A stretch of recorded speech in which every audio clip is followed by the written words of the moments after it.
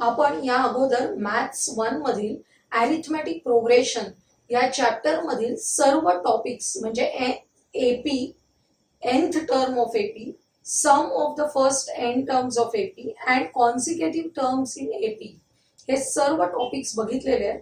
या सर्व टॉपिक्सच्या लिंक आजच्या व्हिडिओच्या डिस्क्रिप्शन मध्ये दिलेल्या आहेत.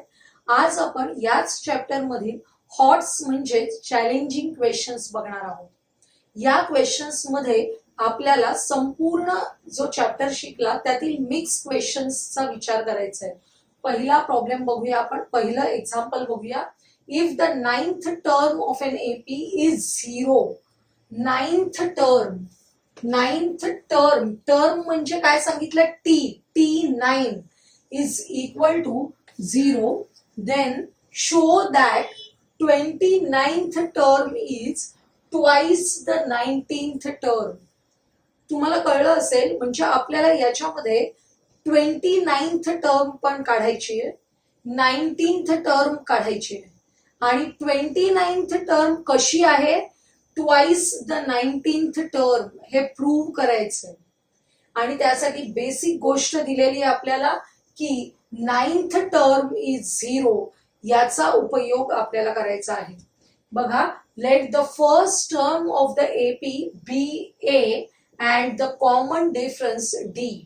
फर्स्ट टर्म नेहमीप्रमाणे A घेतलेली आहे, कॉमन डिफरन्स D घेतलेला आहे आणि आपली पहिली कंडिशन आहे 9th term is 0, that is T9 is equal to 0. आपल्याला टर्म काढण्यासाठीचा फॉर्म्युला आहे Tn is equal to A plus n minus 1 into D. आपल्याला T9 काढायचंय.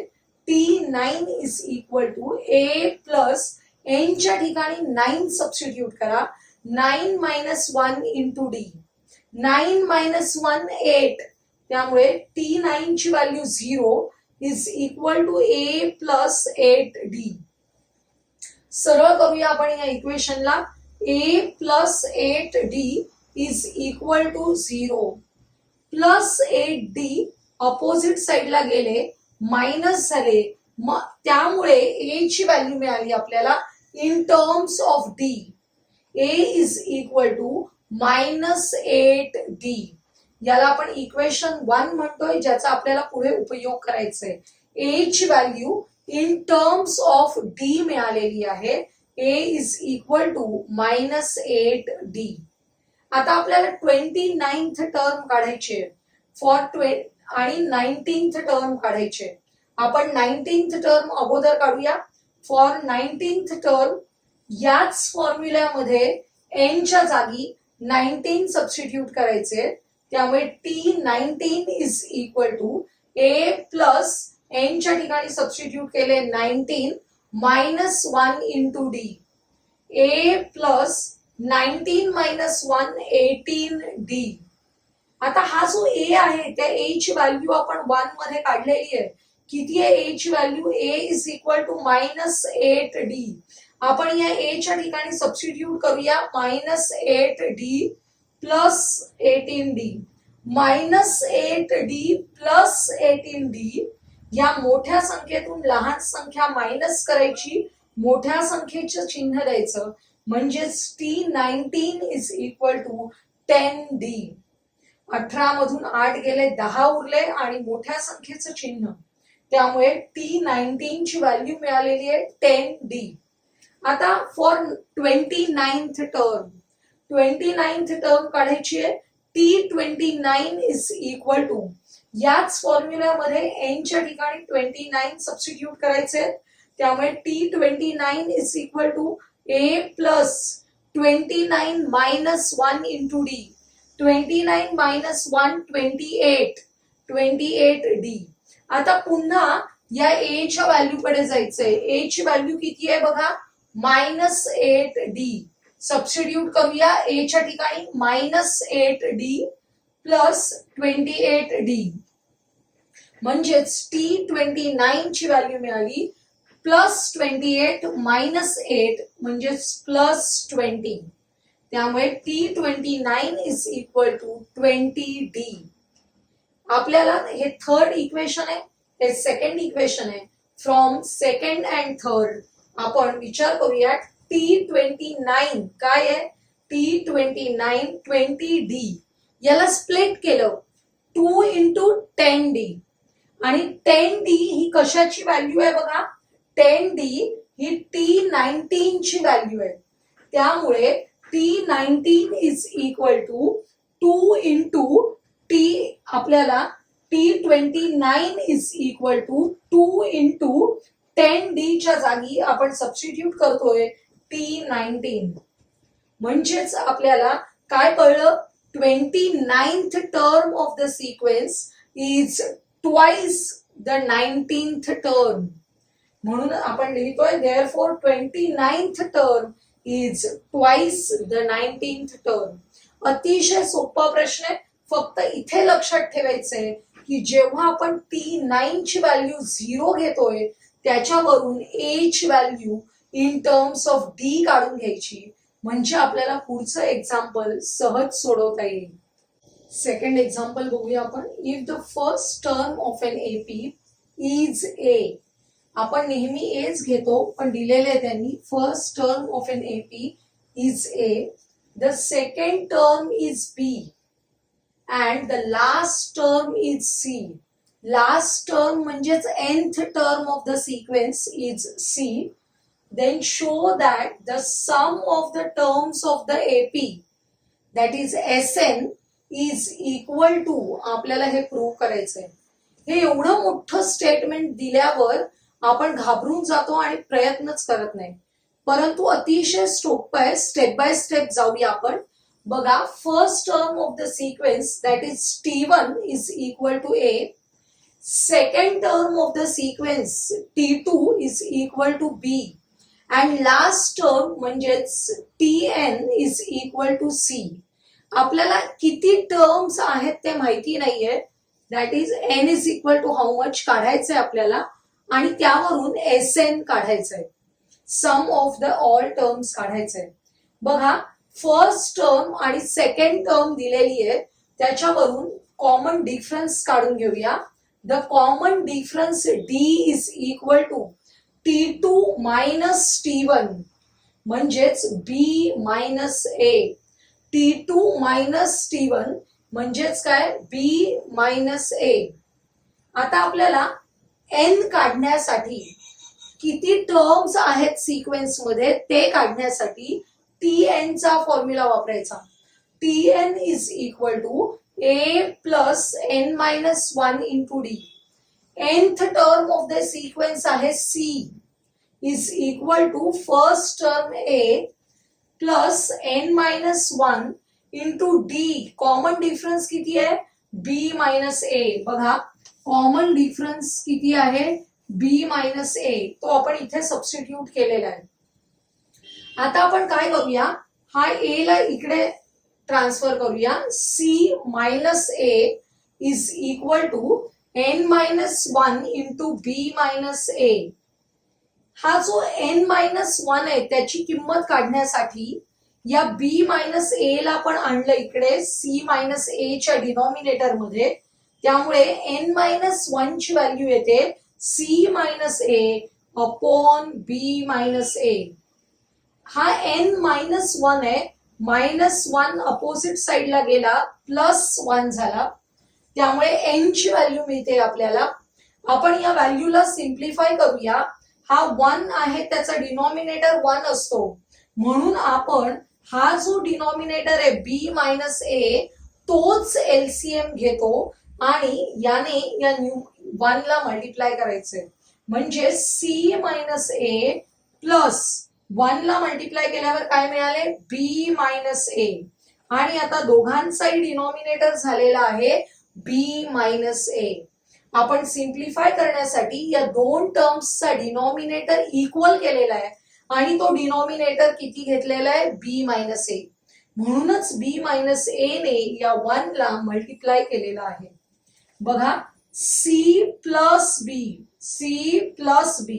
मायनस a ऍडिशन होईल आणि -2a मिळतील आपल्याला -a -2a त्यामुळे आणि डिनॉमिनेटर तसाच आहे, त्यामुळे एन ची व्हॅल्यू मिळाली बी प्लस सी मायनस 2a आणि डिनॉमिनेटर मध्ये आहे बी मायनस ए. एकदा एन मिळाल्यानंतर आपण एस एन काढू शकतो. एन ची व्हॅल्यू मिळाली, आपल्याला एस एन काढायचे sum of the terms in AP. आपल्याला कोणता फॉर्म्युला वापरता येईल? फर्स्ट टर्म पण माहिती आहे आपल्याला आणि लास्ट टर्म पण माहिती आहे. अशा वेळी आपण सोपा फॉर्म्युला वापरायचा.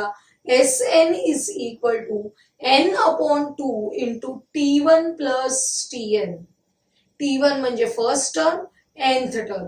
आता बघा हा जो n आहे फॉर्म्युल्यामध्ये, तो n हा आपण इथे काढलेला आहे बॉक्स मध्ये. काय n ची व्हॅल्यू आहे?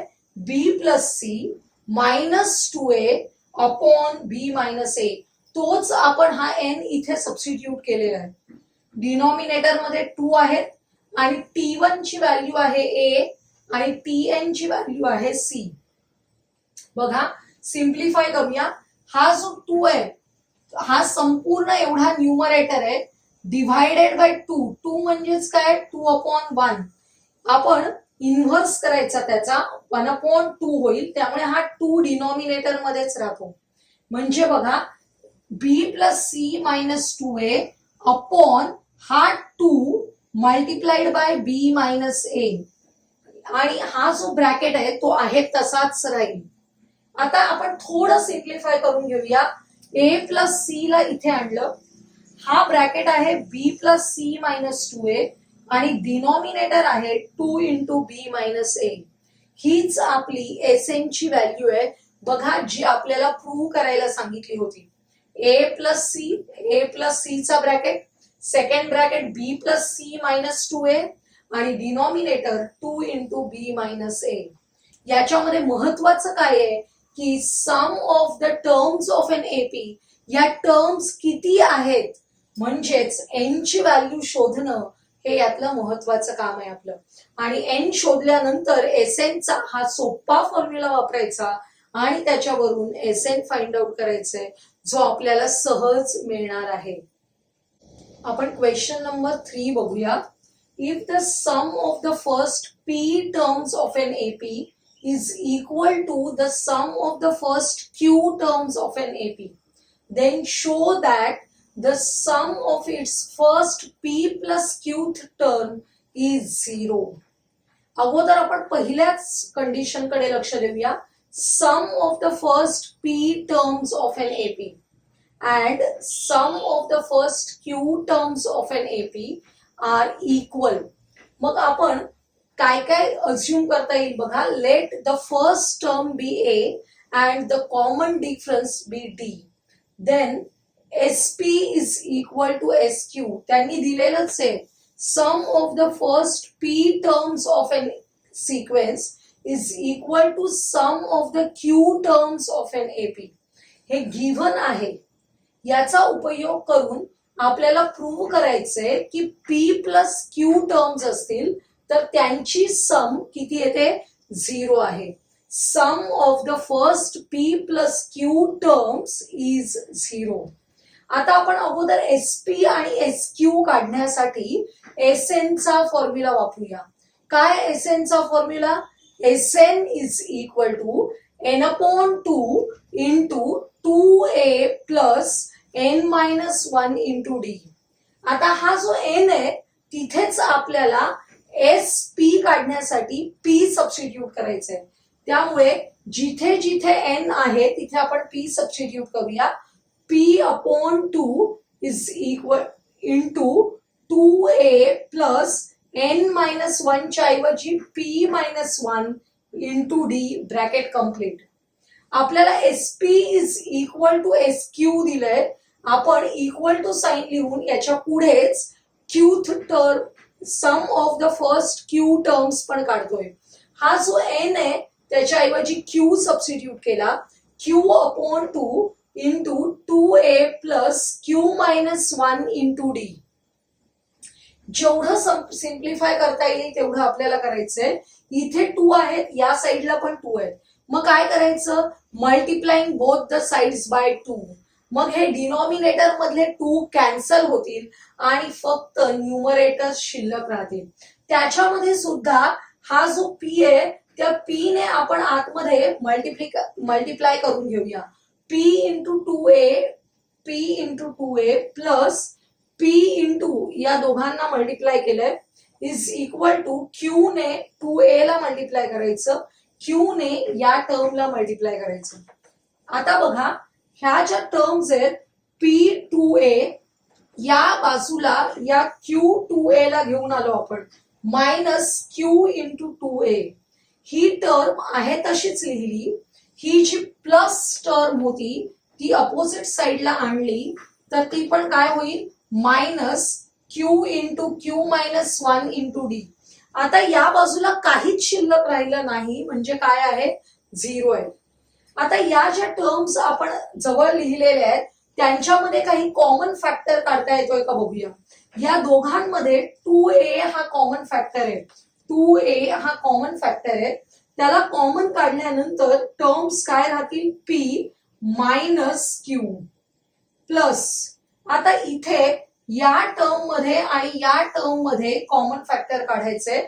बघा दोन्हीकडे डी कॉमन आहे म्हणून ब्रॅकेटच्या बाहेर डी कॉमन काढलेला आहे आणि उरलेली टर्म आतमध्ये लिहिली आहे मायनस साइन आणि ही उरलेली टर्म इथे लिहिलेली आहे. डी ला आपण कॉमन काढलेलं आहे. आता पुढे सिम्प्लिफाय करूया. हे आहे तसंच लिहिलेलं आहे. हे जे ब्रॅकेट्स आहेत त्यांना आतमध्ये आपण मल्टिप्लाय करून घेतलं. p into P square, p into minus 1 minus P, Q minus q into Q minus Q square minus q into minus 1 plus Q आणि हा डी आहे तो बाहेर आहे मगाशी आपण कॉमन काढलेला इक्वल टू 0.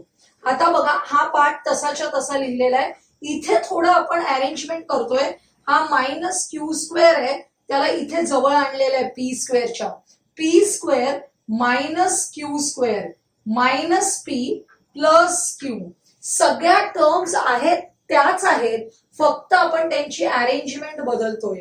पी स्क्वेअरच्या जवळ मायनस क्यू स्क्वेअरला घेतलेला आहे आणि मायनस पी प्लस क्यू ब्रॅकेटच्या बाहेर डी आहेत तसेच ठेवायचे इक्वल टू 0. आता बघा ही टर्म जशीच्या तशी ठेवायची. इथे या पी स्क्वेअर मायनस क्यू स्क्वेअरचे फॅक्टर्स काढायचे.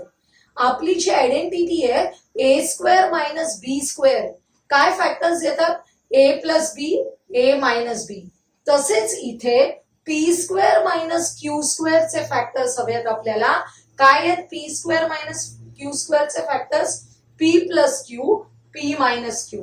आता इथे या दोन टर्म्स मधून -1 कॉमन काढलेला आहे किंवा मायनस साइन कॉमन काढलेली आहे त्यामुळे मायनस पी आहे तो प्लस पी होईल, मायनस प्लस क्यू आहे तो मायनस क्यू होईल आणि ब्रॅकेटच्या बाहेर डी आहेत तसेच.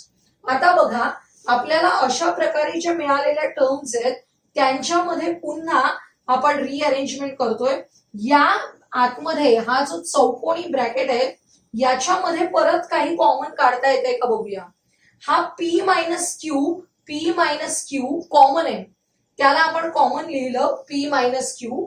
मग उरलेल्या टर्म्स दुसऱ्या ब्रॅकेटमध्ये लिहायच्या. कोणत्या टर्म्स राहिल्या पी प्लस क्यू आणि इकडे पी मायनस क्यू कॉमन काढल्यामुळे -1 शिल्लक राहणार आहेत फक्त.